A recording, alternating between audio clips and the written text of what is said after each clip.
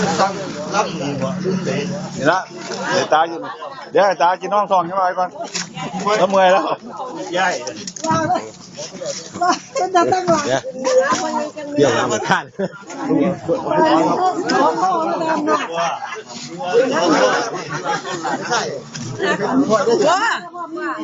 แม่คอยที่หาวสิสภาพอีชาดูไม่ต้องหัวหน้าดิเอานั่งแหลกหน้าขวัญหนึ่งก็เห็นหรอตายุเอาพันพยานี้นั่งแหลกหน้าขวัญไม่ได้หลุดมาเด้ออย่าเบื่อนั่งแหลกหน้าขวัญเดี๋ยวทา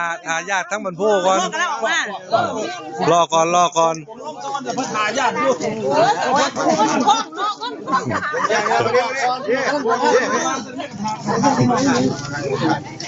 บอกว่ามีทิมถ้าพญาภาพมันนี่จริงอยากกินน้ำหมดเลยแต่พญาน้ำหมดพญาภาพนี่